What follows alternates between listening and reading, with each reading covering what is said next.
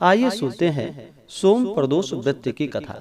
जब भी प्रदोष का व्रत सोमवार के दिन पड़ता है तो उसे सोमवार प्रदोष या सोम प्रदोष व्रत के नाम से जाना जाता है। प्रदोष का व्रत जो कि हर माह के कृष्ण पक्ष और शुक्ल पक्ष की त्रयोदशी तिथि के दिन जब भी प्रदोष काल का समय प्राप्त होता है उस दिन प्रदोष व्रत को किया जाता है। प्रदोष व्रत के दिन भगवान शिव, माता पार्वती और साथ में शिव परिवार का पूजन किया जाता है। प्रदोष व्रत के दिन विशेष प्रकार से भगवान शिव जी का पूजन जो कि प्रदोष काल के समय में पूजन करना चाहिए।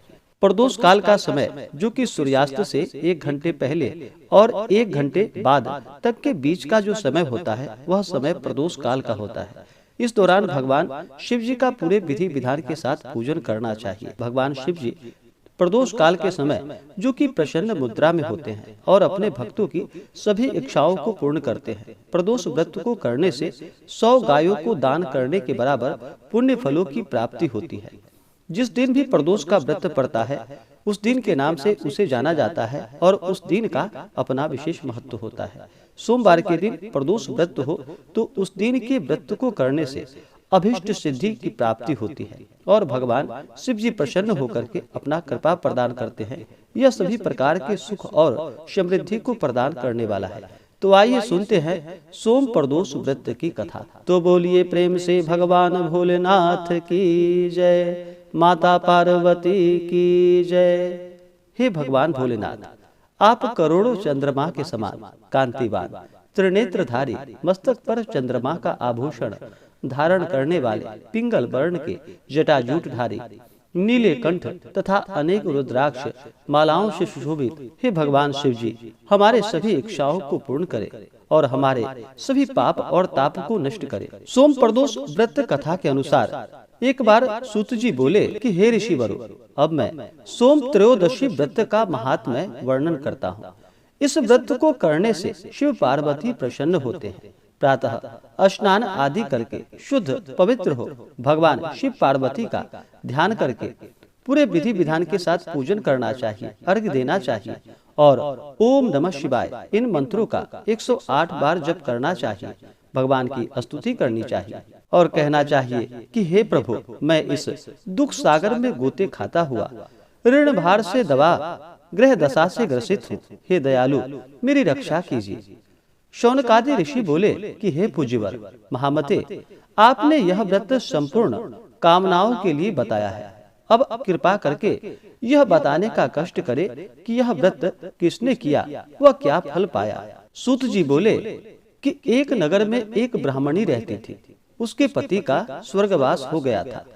भरण पोषण का कोई आधार नहीं था, इसलिए वह सुबह होते ही अपने पुत्र के साथ जो कि भिक्षा मांगने के लिए निकल जाती थी और जो भी भिक्षा में प्राप्त होता था उसी से अपना और अपने पुत्र का भरण पोषण करती थी।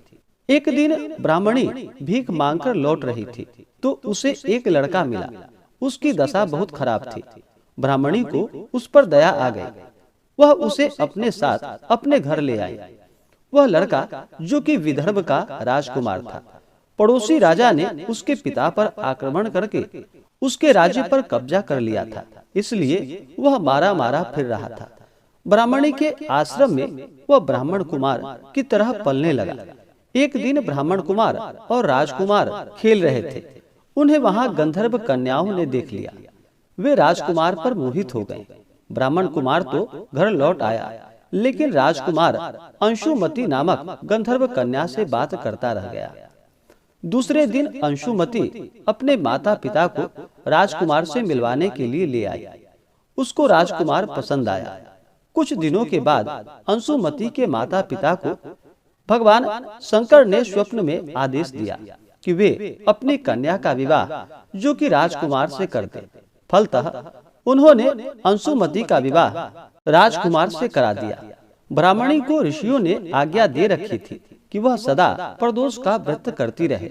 उसके व्रत के प्रभाव से और गंधर्व राज की सेनाओं की सहायता से राजकुमार ने विदर्भ से शत्रुओं को मार भगाया और अपने पिता का राज्य पुनः प्राप्त कर वहां आनंद पूर्वक रहने लगा।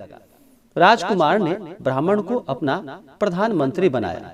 राजकुमार और ब्राह्मण कुमार के दिन जैसे ब्राह्मणी के प्रदोष व्रत की कृपा से फिरे भगवान शंकर, वैसे ही अपने दूसरे भक्तों के भी दिन फेरते रहे। तभी से प्रदोष व्रत का संसार में बड़ा ही महत्व है। तो बोलिए प्रेम से भगवान भोलेनाथ की जय, माता पार्वती की जय। तो आशा करता हूँ यह जानकारी आपको अच्छा लगा हो। ऐसे ही ज्ञानवर्धक जानकारियाँ प्राप्त करने के लिए हमारे इस चैनल पे अगर आप नए हैं तो चैनल को लाल बटन दबा करके सब्सक्राइब करें, साथ में बेल आइकन घंटी को दबाएं ताकि मेरे वीडियो का नोटिफिकेशन आपको समय से मिलता रहे।